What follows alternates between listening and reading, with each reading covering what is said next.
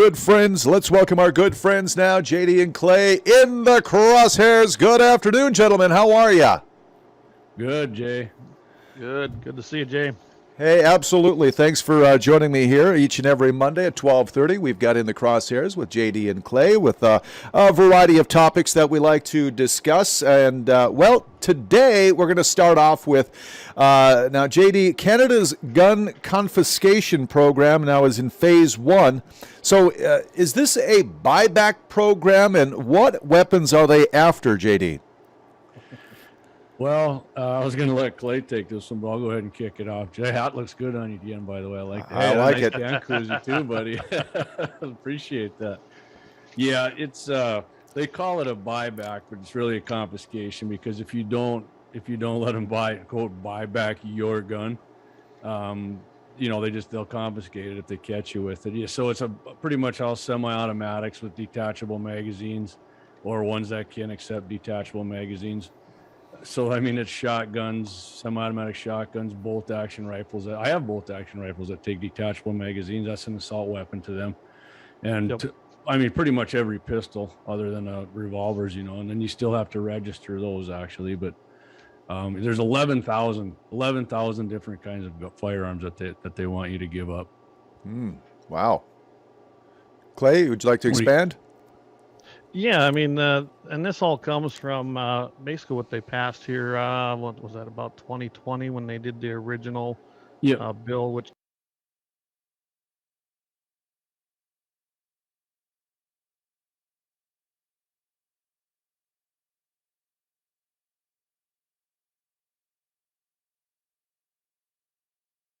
one out of Canada.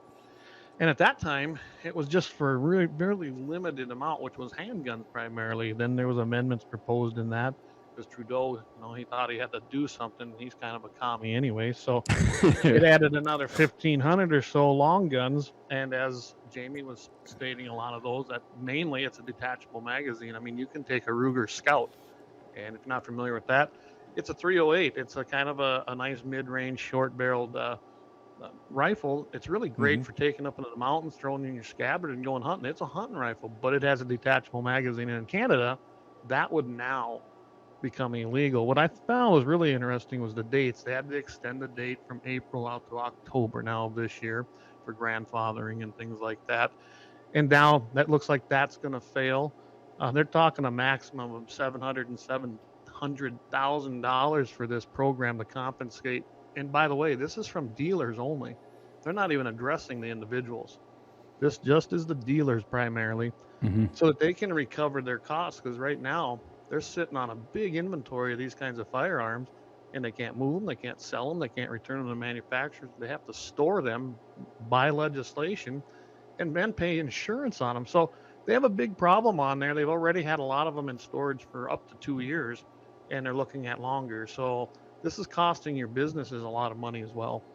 Clay, I seen how much they want to appropriate the funds. Canadian 700,000. I was thinking, boy, you guys are way. I don't know what guns cost in Canada, but they either these guys are really lowballing them, or guns don't cost very much up there, because that's ridiculous. And I actually went and looked at a few pictures of some of these guns. You wouldn't know the difference.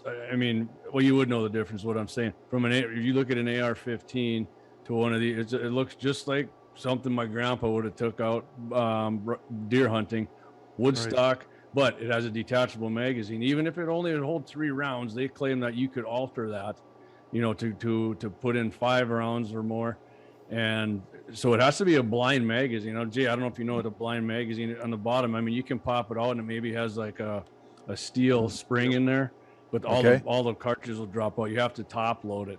So they're basically trying to make you have just a top loader, I suppose, in their theory, that you can't load quick enough to kill a bunch of people.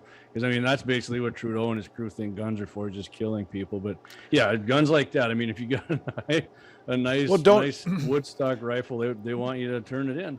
I would think that Canada's got some pretty good conservation groups up there, or at least fundamentally good gun right groups up there. How did that pass without a fight from them? They put one up, but I mean, there's just not enough of them up there that have enough power. I think, Jay, we did it. I remember if it was on here, another show, we had that the tribes up there and all the, I can't remember what they call them. No, I don't think it's the chiefs. First whatever Nations.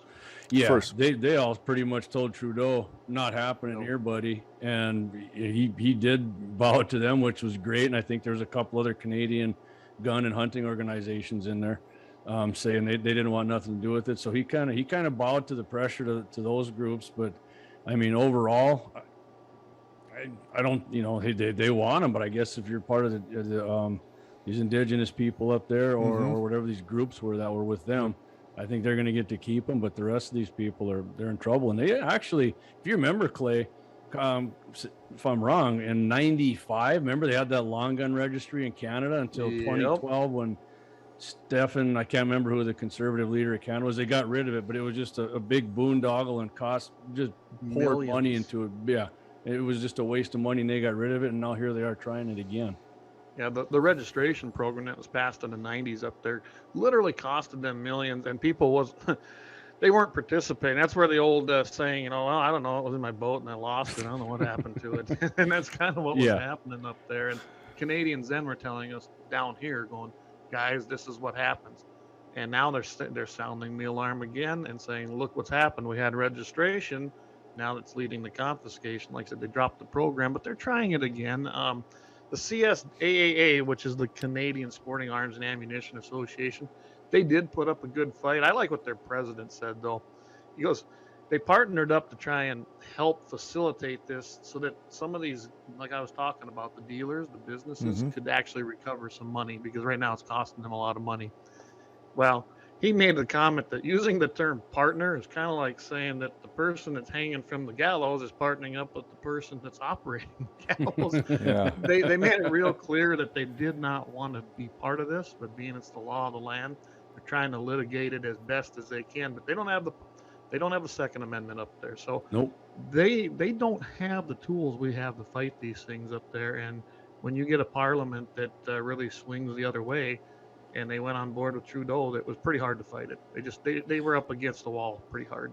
And then, they said they first wanted to try this confiscation in the small province, Prince Edward Island, their pilot program of doing this. There's an estimated 6,462 gun owners on this small island, and just in Ontario, there's almost 625,000 gun owners there. So, like I was saying, with the money they have allocated, I think they're way underdoing it. And I wouldn't put it past Trudeau, just say, too bad, just turn them in, we're out of money. Yeah, get them turned in, which I can definitely see happening there. But and everybody up there that has a firearm has to have a license. It's almost like Illinois. Illinois has the FOID card, which we've talked about before on our show. I don't know if we mentioned it here, but you have to have that FOID card. And up there, same thing. Everybody's licensed. You can't have one without being licensed. So guess what? They know exactly who's probably got firearms because they know who has a license. And that's the issue with it here. So they kind of changed it too, I guess. They said they're going to be moving forward with future measures through regulation. One of the things they want to do is to require the permanent alteration of a long gun magazine so they can never hold more than 5 rounds. So that's what I was saying, Jay, these blind magazines, and maybe if they take a detachable magazine, they want you to maybe get a different stock that won't accept detachable magazines or something. There's another, how much for the gun owner to take care of that.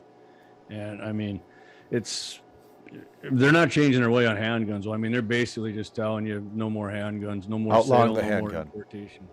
Well, and you can see it just in their own guy, the guy that's in charge of this Mendocino. They use that term, and terminology, I don't know how many times I've said that on all the things we do here. Terminology is everything, and the other side keeps changing it. Well, assault style firearms, how many times have we heard that now? You're not even hearing the word AR. It's assault style, not evil, scary assault style. Well, here's his tweet claiming that the amendments will get assault style firearms out of our communities. That was the exact terminology he used. So he's looking to take all long guns. They're putting all long guns that have a detachable magazine or basically can hold more than 5. That's now an assault rifle as far as they're concerned. Wonder what they're going to think about stripper clips. Yeah, they probably don't even know about them. Well, if this is phase 1, I'd hate to see phase 2, I guess. Yeah. Yeah. And I mean, they're and when's that going to happen? Because I mean, they're struggling to get this off the ground. You know what I mean? Yeah, yeah, Right. absolutely. And so, I mean, in my opinion, I'd love to see it go down the road of their other long rifle registry, because this isn't going to solve anything with, No. it's just people who don't like guns Mhm. trying to get rid of them, in my opinion. All right. Well, let's talk about. We're all familiar with wind farms, and the article that you sent now, JD. Apparently, it could become a coyote killing field as they come to feed on the dead birds. Now, I haven't had any personal, I guess, interaction with some of those wind farms, but I'm sure you guys may have seen up close and personal. I'm guessing a lot of birds are at the base of those wind farms. So the story goes, this California long range hunter, Sam Waite. Well, he used to be from there, but he was talking to the Cowboy State Daily. He calls them Cuisinart mixers for birds. And these guys would go out there and apparently coyote hunt around these things, along with a lot of other predators and whatnot. But I honestly, Jay, from personal experience, I've actually went up to wind towers when I heard this years ago. They have some up by Wilton, and I used to go to the gun range up there, and I actually drove out to them a few times. I'm one way or the other. I'm not taking a side on it here, but I got to be honest. I didn't see one bird laying underneath these things. Sure. Maybe I just caught it at the wrong time, but I did it twice, and I was like, I don't know. Well, I do have some info on that. Okay. I did some calling around, like over in that Marmouth area. They've got a big wind farm just to the east of Marmouth that they put up, and still have some volunteers there. Kind of asked them about it. Well, over there where they put them, no matter where you put them, you're always going to be in the fly zone of something, right? Mm-hmm. Well, evidently, their problem over there happens to be eagles. And that makes sense with the Little Missouri and the breaks that run through there. So they're finding eagles. And now it ain't a huge significant number, but it is killing endangered eagles. I mean, they're a federally protected bird. You or I do that, we're in trouble. I guess a windmill does it, it's fine. And if those windmills weren't there, it wouldn't have happened. Now, there's all kinds of arguments there. I'm not going to take a side one way or the other. They also noted that there's other geese, ducks, things like that, for some reason are being killed as their flyway. And he goes, well, the one guy I talked to, he says, yeah, it's been great. And he says, I go up and set up in the morning, and of course there's a buffet down there. Because they're not necessarily answering the calls, but they're coming in. And so he started using howls, because he says they don't answer because they're full. They got all the food they need. Mm-hmm. So he says, I've been doing some howling and challenging. And he says, yeah, I'm getting some of them big dogs that come in and pop them. And he says, I'm having a great time. Wow. That's just one guy. Well, apparently these wind farm owners, they have to get permits for the number of eagles they kill every year, but they should. I get, if it's federally protected and the eagles are national bird, then they should. But I mean, look what happens. What I would say, why doesn't an oil company get that? I mean, ducks land in some pond up there, and environmentalists go nuts. But whole different rabbit hole I don't want to go down. But yeah, I never have. I've actually I'd like to see a video if they actually fly into these things. You'd think somebody would have a video, right, of a flock of geese or something flying into them. But not that I've ever searched it, but maybe I will after the show here just to see if I can find it. They would have a lot of circumstances attached to it. That's in my opinion. But now, wouldn't these wind farms be leery of hunters setting up posts there at the base of some of these? Do you have to get a special permit to hunt there, or, how does that work out? Well, this guy claimed him and his buddies were long-range hunters, and they'd kind of set up, I guess, by the base of the mountains. Well, he says it's by Bakersfield, and I think, you see them TV or whatever, the big, huge wind farms down there. I'm guessing that's where they are. I would always, in my mind, people do miss. I miss too. What if you missed and you hit one of these things? I wonder if you get fined for shooting a hole in a wind tower. You got to remember too, it's different here than it is, say, out in California, where they literally they buy the chunk of land. That ain't happening here. They're paying landowners to use a portion. If you ever been up to the tower, I mean, I've been up to them. Mm-hmm. They're big. The wind blades are up there ways. You're not going to hit those. Right. And the towers are huge, but any kind of competent shooter probably doesn't have an issue. They're not out there in lines.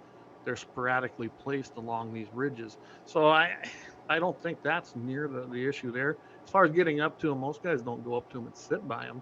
I wouldn't want to sit against these big white things either. I'd just be you'd see me bigger than life, especially if you're a coyote. But I think they're sitting up on the perimeter of them. And as these coyotes come in and out of that area, that's Yeah. kind of the way that the guy over there by Marmot told me. He says, we sit up there on the perimeter of it, and just like a dog town. You sit on the perimeter of a prairie dog town and take out coyotes. So it's a little bit different. They're not going up to them necessarily. So I don't think that's the issue. And I don't know how many birds. I don't think there's like dead birds everywhere. I mean, some of them things you see, the wind farms are way more congested than the ones that I see here in North Dakota. So Yes. maybe at those, I mean, you couldn't get through there really. I mean, you look like Frogger if you were a bird trying to get through. Yeah. So I don't know if it's different down there because they, like I said, they see more conglomerated there. My buddies who've been to Iowa say the same thing. Like, you got to see them in Iowa. It's crazy down there, but. You know, if it works, good luck to them getting more coyotes. They're absolutely. They're moving into residential areas around there and killing everybody's pets. So I'm definitely down with that. Definitely for that. Guys, last week we heard about another school shooting, although this one didn't take place in our country. This one was in Serbia. 9 people were shot when a 7th grader with 2 handguns opened fire in a school in Belgrade. Now, of course, despite the nation's stringent gun control laws that they have, but this just goes to show if a bad person means to do harm, it's pretty difficult to stop it, isn't it? Absolutely. I mean, they got some pretty hard gun laws over there, but it didn't stop it. Unfortunately, the child still got it. You know, the 7th grader who did it, and he did it with 2 handguns. He didn't use an AR. No, that's impossible, Clay. Yeah, that's impossible, isn't it? I mean, they have all these things that Democrats keep clamoring for here: universal background checks, licensing requirements, and you need a good reason too. They want you to have a good reason for it, and to own it. Yep. And they come in. Now they're going to do periodically. The police are going to stop by and check to make sure if your guns are stored separately from your ammo and safely. And go ahead, Clay. I didn't mean to jump on you. No, that's fine. They're actually limited to the amount of ammunition they can, which we've heard that here, that you should only be able. They literally wanted us to buy what they call an arsenal license in the United States, and it actually made the floor in Congress one year if you owned more than 1,000 rounds. Now that sounds big and scary, doesn't it, Jay? I got 1,000 rounds is a 2 lot. buckets of 22 is well. I have tens of thousands of rounds. I'm not afraid to say it, but I've got 2 buckets of 22 shells that actually are over 1,000 rounds between those 2 buckets of Remingtons. I mean, 1,000 rounds is nothing. The problem with the U.S. one was it also included bullets you had on hand. It just wasn't loaded rounds. They wanted to count every casing, every bullet, and every primer. Well, you buy primers by the 1,000 if you buy a brick. I do, especially for my shotgun shells when I buy a 209. So when you start looking at that number, it's really not that big in the grand scheme of a reloader and someone who really does a lot of shooting like myself. And they got all that over there we had a little off there over in Serbia, but it just kind of shows, like you said, requiring all these utopia gun control restrictions that the liberals want in this country. They don't work there either. So what's their excuse? And the reason I brought this up too is because people hardly even heard about that over here, and they even heard less. They even heard less about this. The next day, May 4th, a man opened fire on members of the public from inside his car, and pistol again. He killed 8 people and wounded 14 more. But we didn't. That's 2 days, 2 mass shootings in a gun control Disney World for these people, and it didn't work. And Clay, we were just talking about the Canadian guy there, Mendoza, whatever he said his name was. The Serbian Ministry of Interior, May 11th on Instagram had a post: surrender your weapons. They want all these people to start turning all their guns in now. You know, they're even putting more stringent rules on, but they're going to start going. And if they don't, and guess what? If you don't turn them in, and they catch you with them, you go to jail or you get a huge fine and all kinds of stuff. So they don't have to actually go door to door. They can just make them illegal. And if you're ever caught using them or in your possession, guess what? You're in big trouble. And over there, Serbia, I mean, prisons are bad enough here. I couldn't imagine Serbian prisons. They don't have a constitution like we do that protects not just your Second Amendment rights, but you've got protections from search and seizure, warrantless search. You have a lot of protections here that people take for granted. And then there's no other place in the world that has the kind of protections we do. I mean, I think Czechoslovakia kind of got a little closer to having one, and a few other countries do, but it's definitely not as clean cut as our Second Amendment is. So, yeah, just keep that in mind, because all we ever hear is it's the only place it happens is here, and I'm not going to deny that it doesn't happen here a lot. But guess what? We got a lot of guns, so I mean, if we had a lot of something else, our crime rate's not any different than because they always say these developed countries, right, Clay? That's when we're not developed, not in there's murder rates are higher in more developed countries, just as developed countries as we are, but it's just not with guns. But it's guns is what they can't stand. Knives are big. Yeah. European knife killing. It's blowing up in England now, and they've banned I mean, they got restrictions like Serbia does. Go check your social media and make sure you're not crazy. Stuff like that. To own guns, and it's ridiculous. And I mean, pick your poison how you want to get killed by these things. I guess that's a bad thing to say, but one way or the other, with or without guns, are going to get you.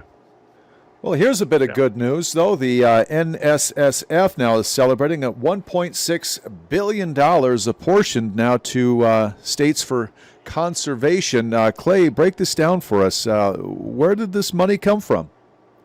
Well, I know we've referenced Pittman Robinson before on this show, and of course we've talked about it ourselves. It's the Wildlife Restoration Trust Fund.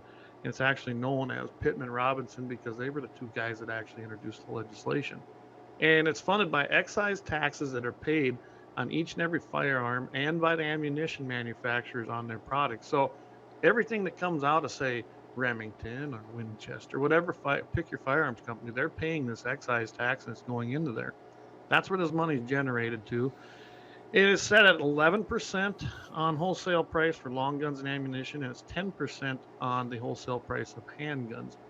Like I said, it's paid by all the manufacturers and importers. Applies to all firearms produced or imported for commercial or federal law enforcement sales, whether the purpose is for recreational shooting, hunting, or personal defense. Now, here's where it's funny. It's administered by the Alcohol and Tobacco Tax and Trade Bureau, which that gets interesting. Department of the Treasury. And if you wonder why it's in the Department of Treasury, that's also, guys, where all federal firearms the laws come from. They're all written in the U.S. Code Title 18, which is under Treasury, which also was the people that did Prohibition back in the 30s. That's where all this comes from. Anyway, we ain't going to go down that rabbit hole, how that come about, but that's where everything's located. And that's where the term revenuers come from. Anyway, it turns out that the fund then goes to U.S. Fish and Wildlife Service, and they take these revenues and put them into special accounts called Wildlife Restoration Trust Funds. And those then eventually are going to be essentially put into your Game and Fish. That's the process that goes. So when Game and Fish comes out and said they got this kind of money for XYZ project, more than likely it was a Pittman Robinson excise tax. Now, there is something they don't mention in this article, and I know it because of my experience with NRA and firearms for such a long time. A portion of that, and I forget the percentage off the top of my head, was also supposed to go to range development, which for years Game and Fish departments weren't doing. I really put pressure on both North and South Dakota when I was the rep, and voila, what do we have now? We have a brand new one south of Mandan. We have a brand new one pretty much south of Bismarck that are open to the public. South Dakota built 3 new ones. We put one up by Williston. I mean, we put some new ranges in there, and I made them actually take that allocation because I was going to take it all as far as I could. And I even got our reps and senators involved saying, listen, they're not doing this. They are, I don't know what they're doing with that money. They were sitting on it, but they weren't doing the range development. And now we have the range development. So it's a good thing. It's the first time ever, too, that basically sportsmen, hunters, shooters, anybody involved actually lobbied Congress to implement a tax. I don't think we usually don't want to do that, right? Yeah. And so, Clay, I was going to ask you, I know there's another one. It says Dingle Johnson excise tax. That was what I'm guessing. John Dingle from Michigan. I don't know who Johnson is. Is that what's that one all about? Well, that was an amendment that went into this, and basically it became the Dingle Robinson Act. I mean, it really completely changed the structure of it, but it's the exact same thing. It just was. So that's what's taking the 11% out of the wholesale. Okay. Correct. Nothing changed that way. It just it opened up more places where it could be spent. I mean, that's a lot of money. I don't know. That's a big tax on something.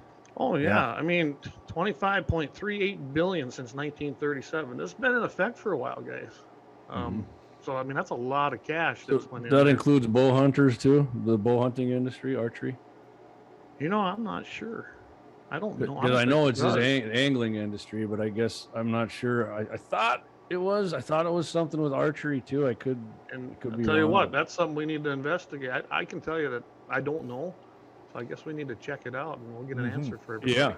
Yeah. Well, I know there's a few other little deals here that I saw in here. They said it's nearly 9.4 million every day is what sportsmen contribute to this thing, which that's crazy, and 3.4 billion every year for conservation. And hunting actually generates 680,000 jobs, is what they're estimating here, and annually for that. So that's a lot of money. That's a lot of money that we're helping everything out with. The people who claim we don't really like wildlife and just like to kill it, and you know what? I can tell you right now, the hunters and the shooters, not just the hunters and shooters are the best conservationists on earth as far as funding the efforts, and the private landowners are the best at their management of the land. You're never going to see two different segments be the best at what they do, and that's just the way it is. They put a ton of money in from that side, and private landowners are better than anybody at managing the land. I know the public sector likes to try to say they do, but I'm sorry, I've been on too many public areas. I've hunted, I can't tell you how many places I've hunted. The best land I hunt is still private because it's managed the best, plain and simple. Yeah, and every farmer rancher I talk to, they're 100% for keeping wildlife around. I mean, they get a complaining every now and then when they get in the hay bales and big bad winters like we had, but you know what? That's just, they learn to accept it pretty much. That I've seen most of them anyway. Well, gentlemen, it has been a great day of topics today, but before we wrap things up for the week, I do got to know what's happening Wednesday with Guns in the 701. Yeah, so every Wednesday, Jay, we got our live stream on Facebook, YouTube, and sometimes Twitter, right, Clay? I mean, we try. Sometimes, yeah. Nobody's there. Twitter, or our www.gunsinthe701.com, and that's at 6 p.m. Mountain, 7 p.m. Central. Clayton and I go. Usually goes about an hour and a half, right, Clayton? And then if you miss that, if you missed the live stream, of course, you can rewatch it again on Facebook or YouTube and our website. Or if you don't want to do that, we're on iHeartRadio. The podcast is on there. Clay uploads that right after the show's over, and basically every other podcast platform. I don't know. Did you get the poll up? I didn't look to see. Good thing you told me that. Yeah, usually we got a poll up we can tell you about. But man, I was up at the farm yesterday, and Clay actually reminded me of it, and I did. I'll get it up this afternoon, Clayton. Yeah. But you want me to tell them, or you want to tell them? No, go for it. So the poll question this week, and this ought to be a good one following our show last Wednesday. So should crossbows be allowed in the archery season in the North Dakota big game seasons? And for everybody, not just deer, people. For everybody, not just for those that have a I can tell you I'm a yes on that.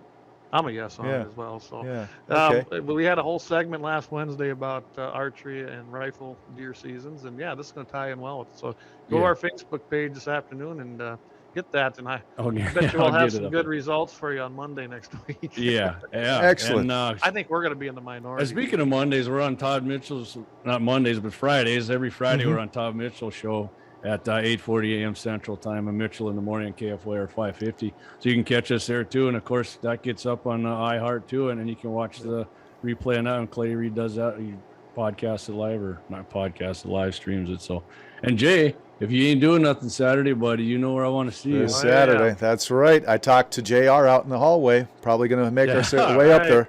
Awesome. Yeah, hopefully you can make it, man. It's going to be a good time. We're going to put Jay behind a Lapua.